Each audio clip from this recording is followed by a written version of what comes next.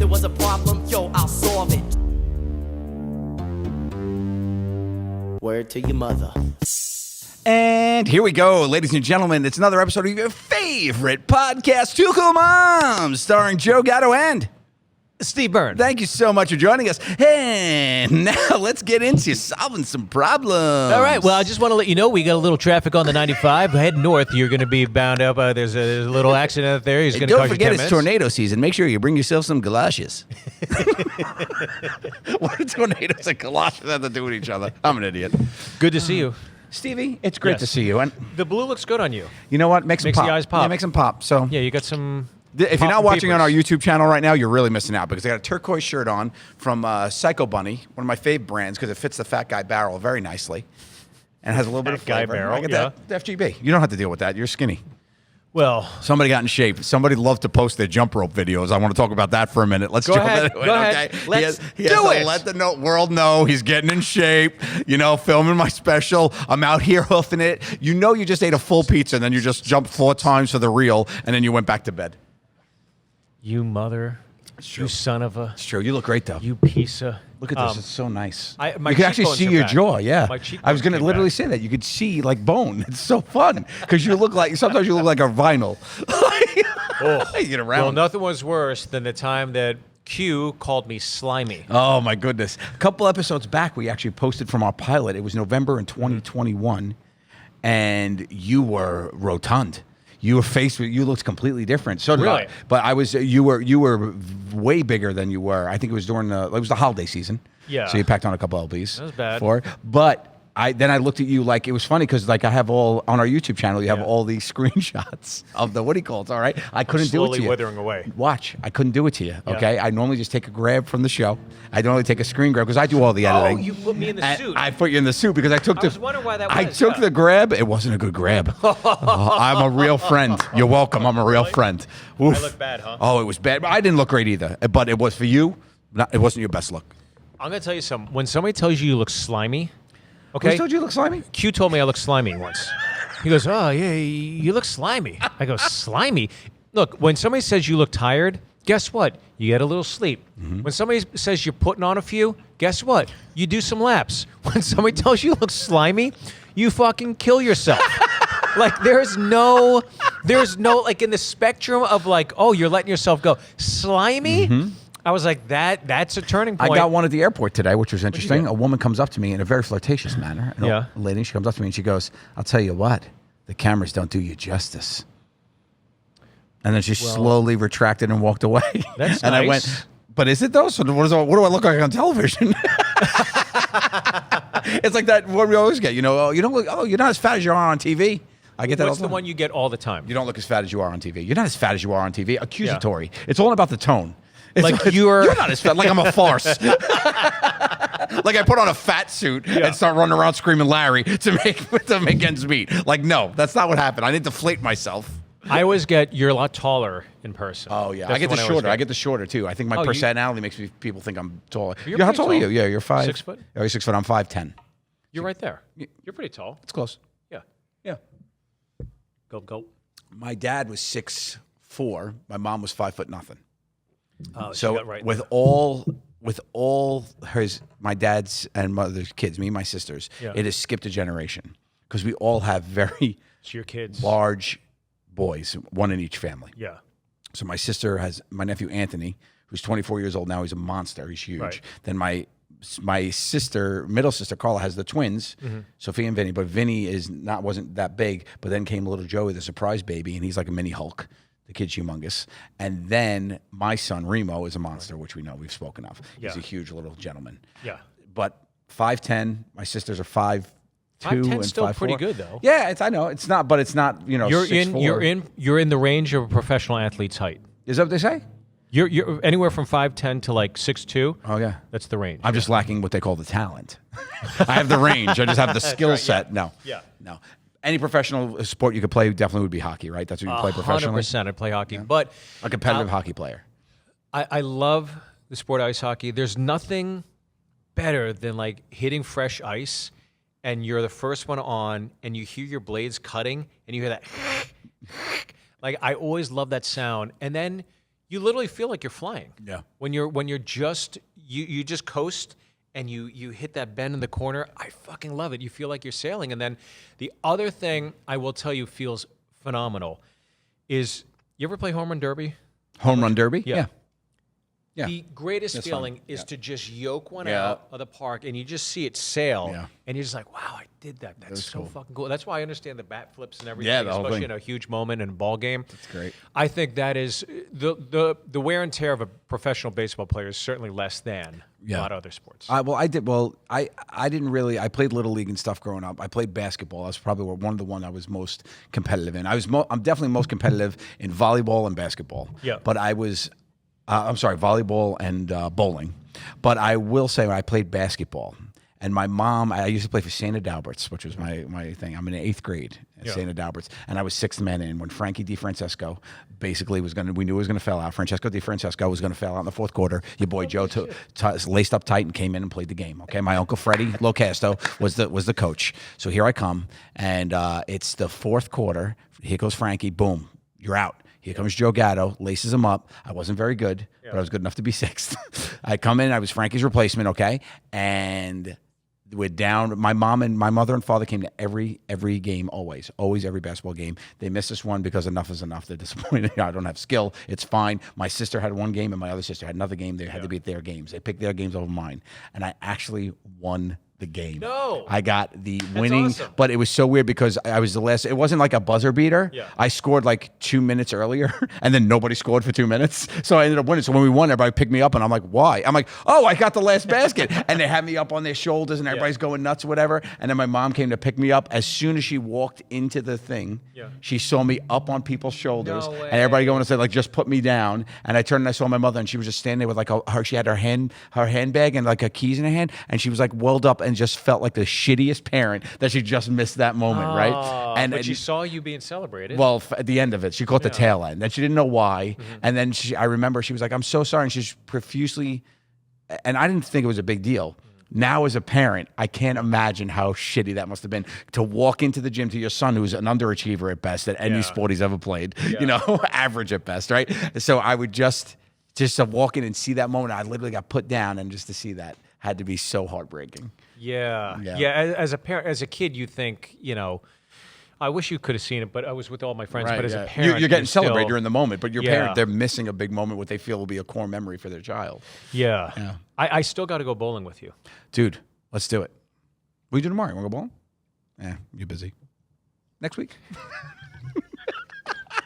Do your kids like to bowl? They do enjoy bowling. Yeah. do? They, Yeah. they like bumper bowling.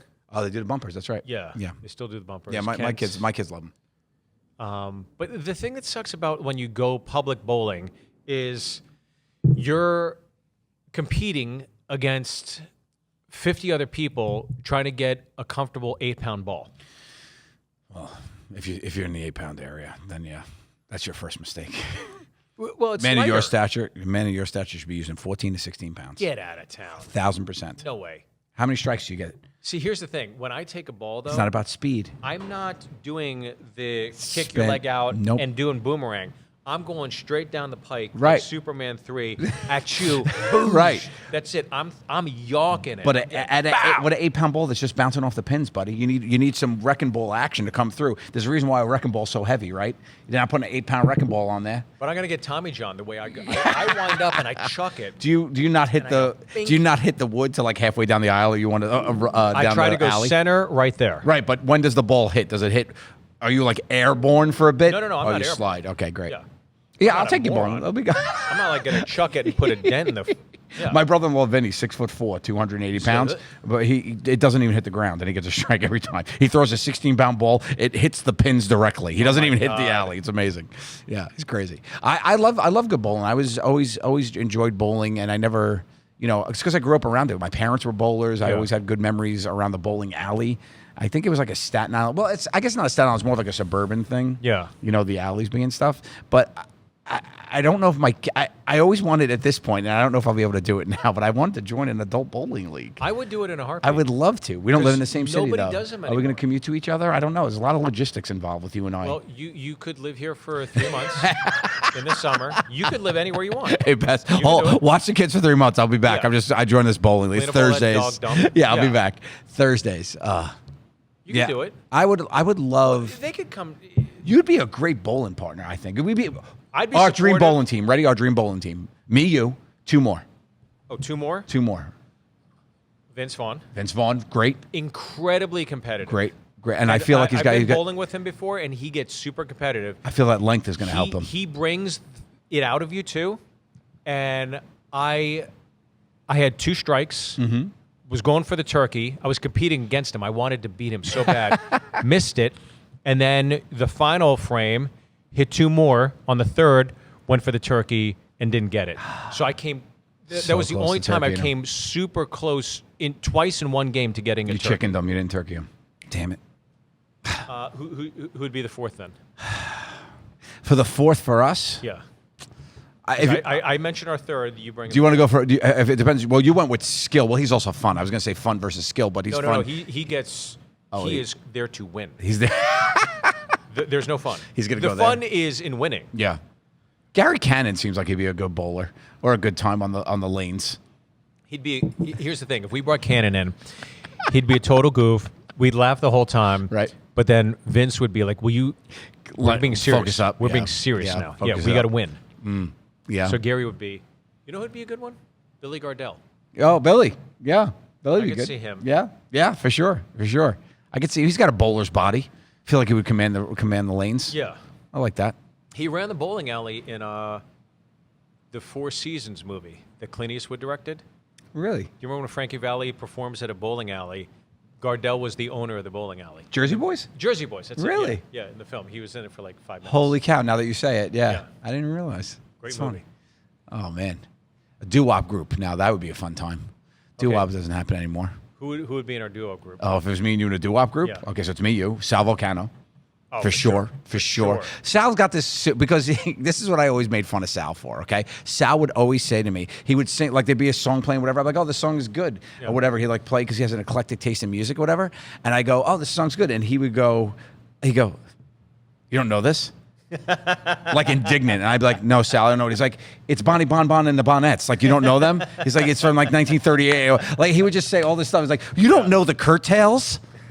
Like, he'd get like mad at me. And I'm like, dude, I was like, I remember when that's why you guys click, because you're both with music, right? Love music, and I loved when we were at his wedding. I think we can talk about it, right? Yeah. Can we talk. Yep.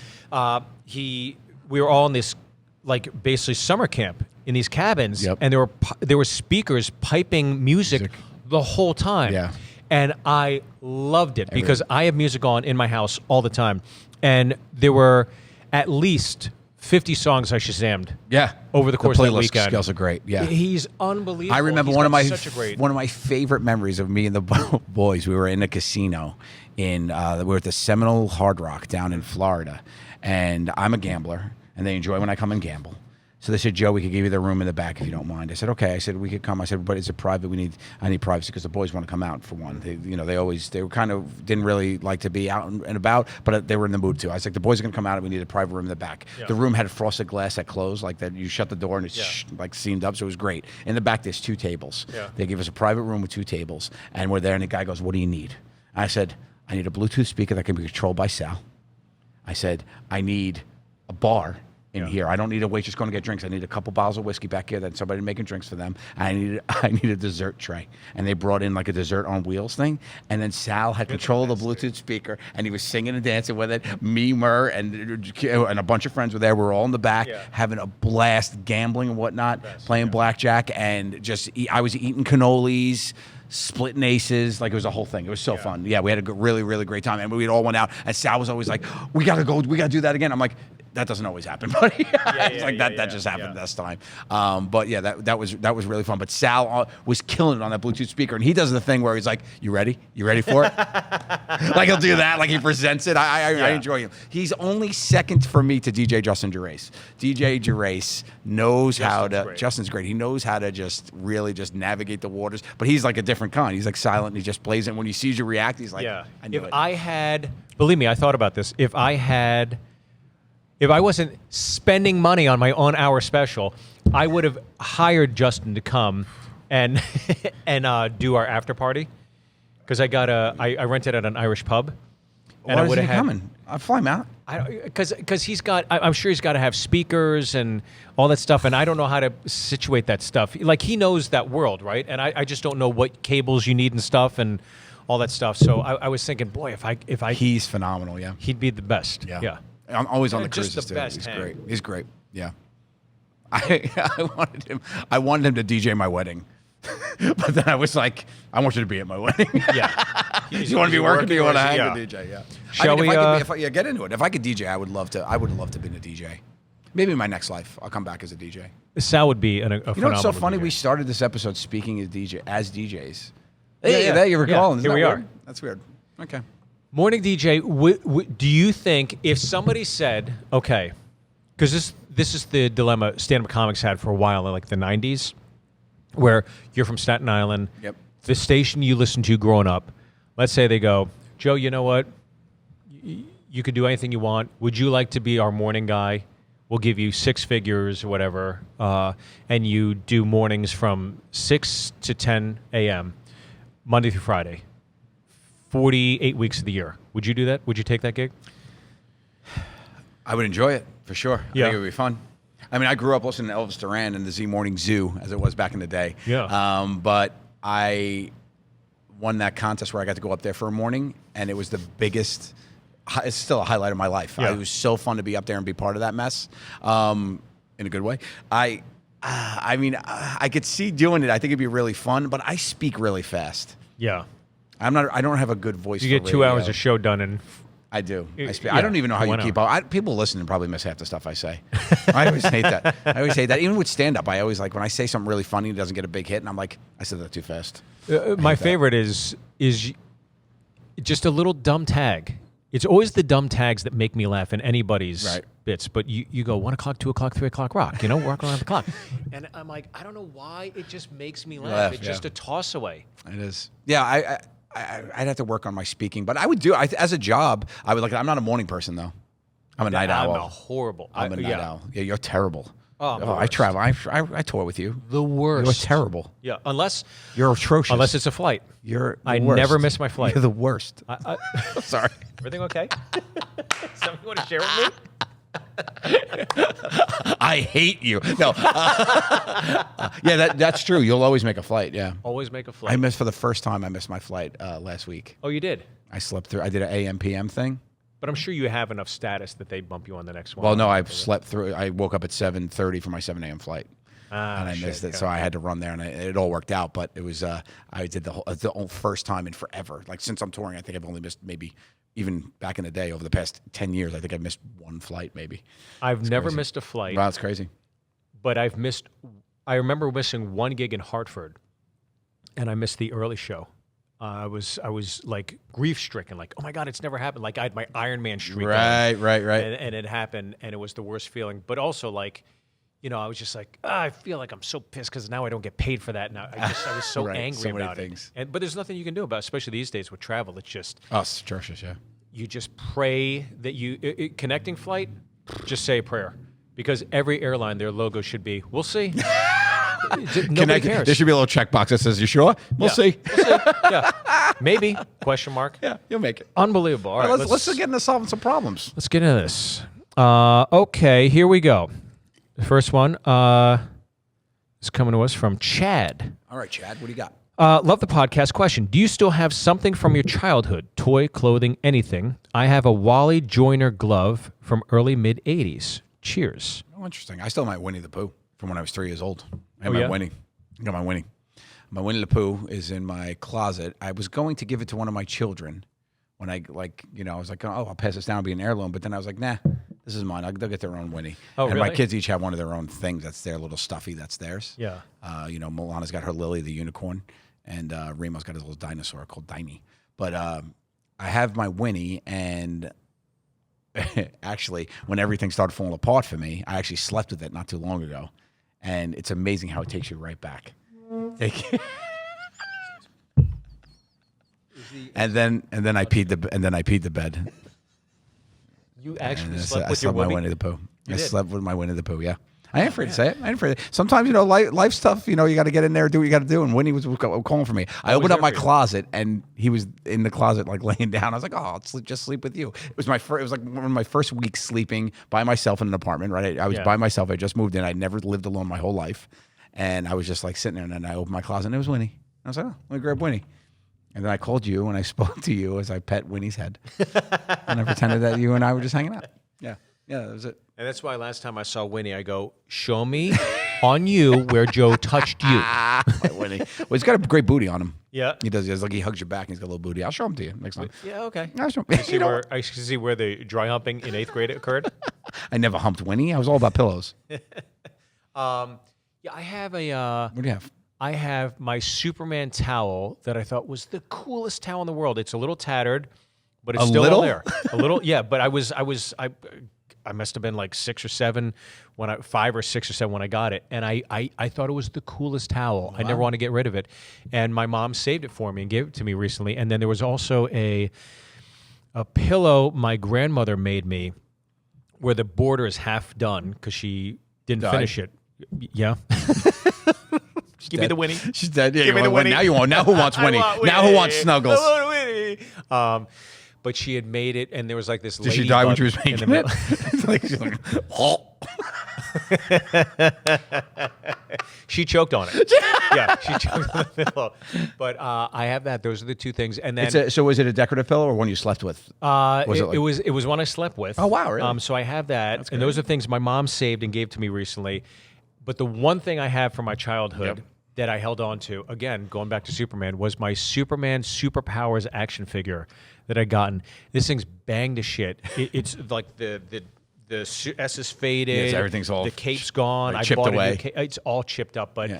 But I had it as a kid, and I still remember like the first time like getting it, opening it, and smelling the plastic, and looking at the back of the box and seeing all the guides you could collect and everything. I just thought it was the coolest thing, and so I have it in my office with all these other new kind of things I found on eBay. So I definitely collect. Anybody that has been in my house knows I have like all the Star Wars 12-inch from the 70s. Yeah.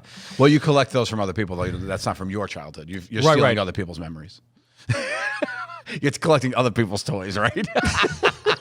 But it's also buying like the things I always wanted as a kid, because Mego was this popular toy company that made all like the cloth figures you could buy in grocery stores. Do you remember you could get Batman or Robin, and they were like the yeah. That was Mego? Yeah, that was They did Mego. that? Wow. So then Mego had this expensive line of like a Batman with a grappling hook, Spider-Man with his web, Hulk that shakes, Captain America with a shield that spins, and Superman.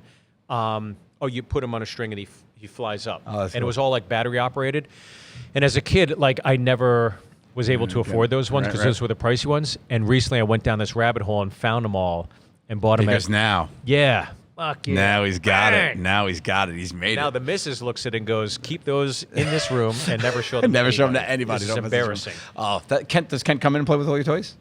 Or is He that does, Daddy's but room? he doesn't like. He Well, he's doesn't still a little think- young for that, right? No, he's about to be 7. Oh, he's he right likes his own things. He has like the Star Wars Black Series action figures, which are like these, they're like $25, but they're incredibly like articulated. Yeah, you can like move. molded to the like little. All the characteristics are all there. It's unbelievable the specificity that all these figures have, and he's got a ton of them. Like I go out on the road and I see it, and I'm like, oh, he'd like this. Yeah. And I get him a new one, and then all of a sudden he brings them all out again and plays with them. So every month or 2 months, he has a new one to reinvigorate. I'm trying to get my son into Hot Wheels. I got him a bunch of Hot Wheels for his birthday. And I got the Hot Wheels case. And I was like, here's all the cars, and just take him out and play with them. And I thought he was really going to like it, and he hasn't got to it, but he's my kind of kid that like will get to it eventually. Like he'll pull that out in like 3 months from now. I'll be like, oh, what's this? And he'll just be obsessed with it for 6 months. Sure, yeah. Yeah, that's the way it is. Or you get the the ramp thing. Oh, it's the best. Where they spin around. I and love do that. The one loop, single loop. Oh, That's all you yeah, need. You only need one loop. The best. If it's more than that, it's obnoxious for me.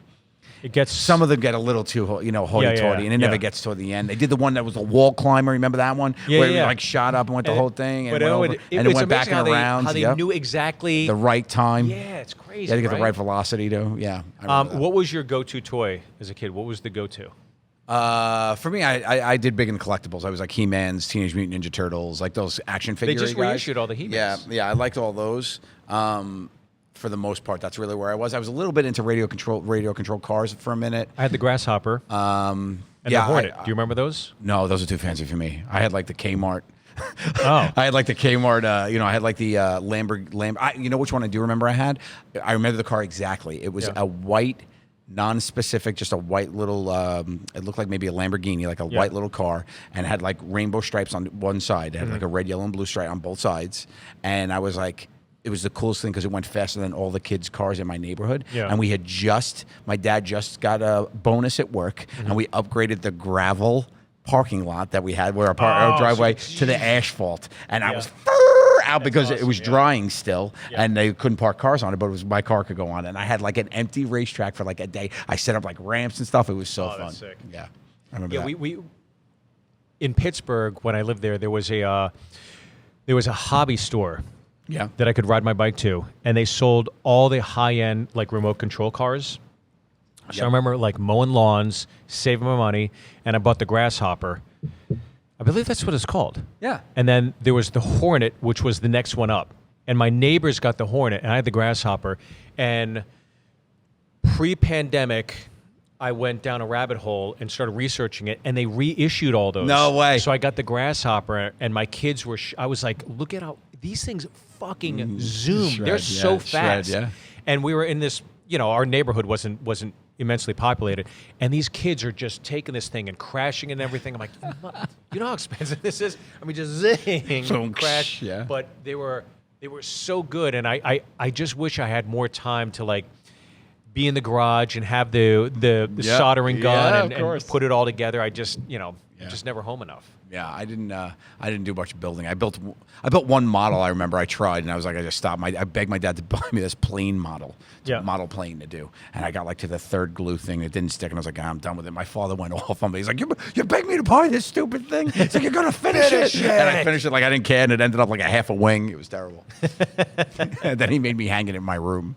Did you finish it though? No, I finished it, but it wasn't good. And then he's like, now you hang it. He's like, you'd be proud of your work that you did. And I just looked at this terrible thing that I had to hung in my room for like 3 weeks. You know what I did? This was my trick in college. During finals week, I would go out and I'd buy a model, like the Imperial Star Destroyer or whatever.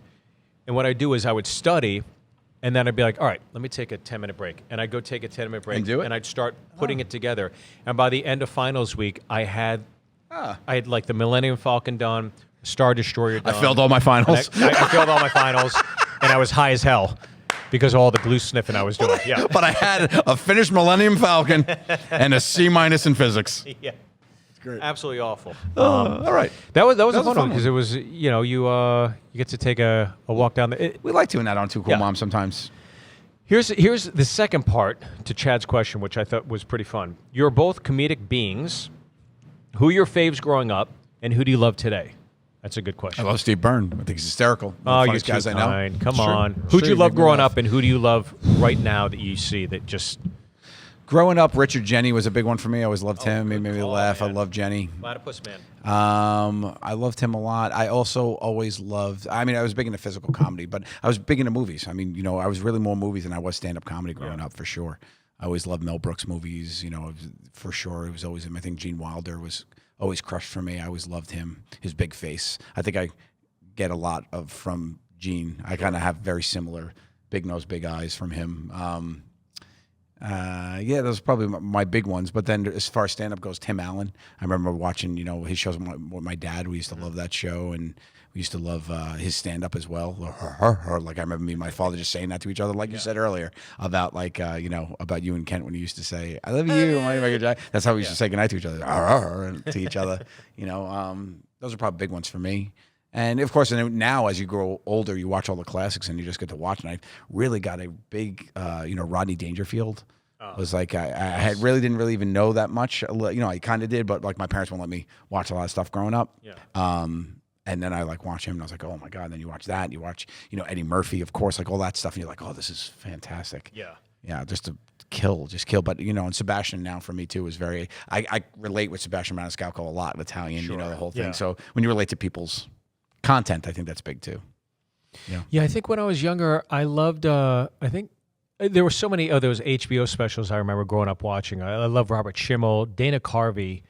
Might have had the biggest impact to me, where I was like chopping broccoli. Carvey's great. Unbelievable. The cat on the piano bit that he did. It was so funny. I just loved Dana Carvey. And then years later, he was performing at the Irvine Improv or the Brea Improv, and I was filming the opening act, and I walked next door to just like, do you think I could walk in and say hi or whatever? And the manager's like, yeah, come on, I'll introduce you. So I walk in. He goes, Steve Byrne. I go, oh my God. Like, wow. I was like, oh my God. I had a poster of the church lady in my room that I got at Spencer Gifts. Yeah, it's crazy. That I had hung up. And I thought Dana Carvey, to this day, is one of my favorite SNL cast members. Yeah. And the fact that he knew who I was, and then he was so gracious, and he was there with his two sons who were starting to perform, and we were all just kind of catching up and BSing. And I never want to overstay my welcome, so I was just like, look, I just want to tell you I'm a huge fan. I want to get out of here. I know you're preparing, but I still can't believe you know my name. Yeah. And that was one of the coolest things that's ever happened so to me. cool. So I love Dana Carvey. Vince Vaughn is huge for me too. Growing up, I watched Made on the regular. His delivery of when he's in that limousine and he's just going off, it's unbelievable. And I got to talk to him about that not too long ago. I got to talk to him about that a couple of weeks, about a month ago now. Yeah. About that scene and then what it was, and just to hear him and I just say the lines back to each other, I was like, it was amazing. But that used to just everything about that movie for me and him and the quick wit of his. I've always akin myself to have like a quick wit. Yeah. And just shot for shot to be able to do that stuff with him. And now that we actually hung out a couple times and laughed together, it's really fun to make you like your heroes laugh. So I can totally get that. Yeah, he's, Yeah. one of the quickest human beings I've ever met in my life. Who do you like to make laugh? Like I love that. Like I said this before. The two I love making you and Sal Volcano are my two favorite people in the world to make laugh. Yeah. But like, is there somebody that you love when you make them laugh? Like you just go for it. Like You know what's funny is every time I'm with Sebastian, yeah, we just follow into this great pocket of like he can make me genuinely laugh, and I can genuinely make him like. It just becomes a true tit for tat. that's super cool. Just because we have so much backstory and we know there's so many familiarities we have of like back in the day at the store. Yep. He's somebody I always generally like being around and goofing off with. Yeah. My wife, hearing her laugh That's fun. is pretty awesome. Yeah, of She's got a course. great laugh. But in terms of like comics I like nowadays, like I don't know, there's just so many. So many. Every comic I see, there's somebody that does something. I'm like, my God, that's a brilliant bit. There was a comic I'd seen in New York, and he was talking about how girls are awful storytellers because they never use sound effects. He's like, name one girl that's ever gone like any of it. And he had this whole bit, and I was like, that's brilliant. And I can't remember who it is. Yeah. And it's one of the best bits Because I've you see seen. content everywhere, but it's so good. Everywhere, There's so much. So good, but yeah, I don't know. I mean, the world of stand-up, that's the great thing about it, is that there's always somebody around the corner that even if you don't like them, Yeah. there's something that they'll say that I can still respect and go. You don't "Ah, have to like people. They can still say something funny. You don't have to like them. Yeah, there's a few of those Yeah. that I have. I'm right here, Steve. Stop saying. I think No, I genuinely, I loved watching you when we were starting off together, because I was originally coming out to like be there as a crutch to help and tag and punch up or whatever. That's really why, we went out earlier on together. And then even that first weekend, I took that picture of you. I was like, I sent it to you, and I was like, you just did it. Like, it's still amazing to me that someone without the background to go up for 45 minutes on their own, and now you're a true headliner. Yeah. It's absolutely mind-blowing that you just did it. So all the sports stuff and all that other stuff, it's just like you go up and you do that for 45 minutes and captivate a crowd. I believe it's one of the hardest things to do. And you just have a natural set of skills like Liam Neeson, and you just do it. It's fucking crazy. When people's sense of humors get captured, they send me in to rescue them if they need a giggle. That's what I'm here for, buddy. Need a giggle, yeah. Need a giggle. I'm here for giggles, man. Do you honestly sit back though and sometimes even catch yourself on stage or post show going, wow, I'm like I'm really doing this? Well, I will say that I just walked recently. I just played the UCF arena, the University of Central Florida arena, and it was a really cool moment for me. I have the arena, and I got invited to play their performance in their comedy night. It's when school starts. Yeah, and they're the Knights, so it's spelled with a K. Very cute. And I went, and we pulled up, and me and Jiggy pulled up in the Uber, and because I keep it reals, and we pulled up. And the line was wrapped around or whatever, and they ended up holding.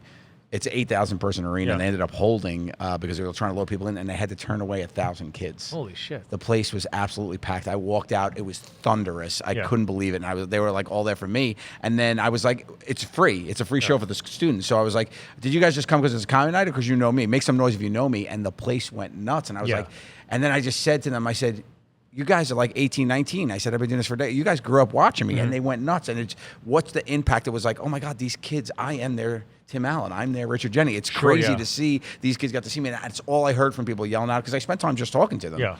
I mean, that was what's really cool about the college gigs for me at this level was like, these are the people that grew up watching you. These are the kids of the people watching you. Right, yeah. Right? Because, and it's just so cool to have that. So that show, I was like, wow, I patted myself on the back for that after a minute. I was like, that's but you really also, cool. this is conversation we haven't had yet that I was going to have with you at some point. But it's like you kind of brought it up, so I was like, oh, we'll talk about it now. When you go do shows, right, they're there to see you. They're your fans, right? You haven't gone up at the cellar. You haven't gone up at the stand. And you haven't done shows where people don't give a shit who you are. People don't know you, right? And that's like the true testament of like, okay, is this really working, or is it just like crushing in front of people that love me? And so when you go do a show in front of 8,000 kids that know who you are, whatever, it's still, you're going to get 5 minutes of grace period. And there's kids there that haven't seen your stand-up, that don't know that maybe even you do stand-up, whatever, et cetera, whatever. And then you go up and you sustain for that period of time, and you come in saying it was a great show, it was electric, whatever. That again is another testament to the fact of like you cracked the case, you did it. You did one of the most difficult things you could do in the entertainment industry. Anybody can be given lines and have 100 takes to get the line right.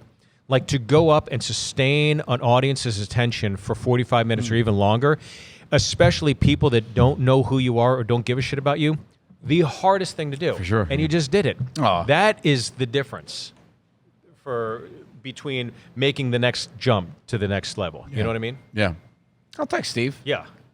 And I know I know. Why do you look can do angry it. at me? No, because there's a part of me that's like, you did this all within a year. Yeah. That is like, it's not like anger or disappointment. It's just like, there's almost like a confusion. Well, the question that I come back to is why? Why? How? It's how not like him? How him? did you this naturally just stupid fat Italian from Staten Island? How did he do? I mean, it's crazy. But there's a ton of hard work that goes into it, Sure. and I don't think people see that the preparation you do, going over the notes, reviewing things, watching. Constantly asking questions, whatever. There is a ton of prep work that goes in along with it, and it all pays off for you. So I don't want to make this about just your stand-up, whatever, because he brought it up, whatever. But I was waiting for that transition point because for so long you've been headlining in clubs and people are going batshit crazy for you. I was like, I know there might be a little bit of growth period, but then it's like, no, there wasn't again. There wasn't again. There wasn't again. That's anger. That's not confusion. That's anger. Yeah. Piece of shit. Anyways, I love you. I love you, buddy. Yeah. All right, we did it. And we answered one question. We answered one question on this That's Two all we Cool have. Moms. Two Cool Moms, one question. That's it. Two guys, one question. Two guys, one question. That's Yeah. all we had this time. So much love to you guys. Thank you so much. Make sure you subscribe to our YouTube. Tell your friends about the podcast. We love you all. And Stevie, you're a cool mommy. You're the best, buddy. I love you. pal. These two cool mommies love you, so show us some love. Please rate us, review us, follow us on all social media, and subscribe to our YouTube.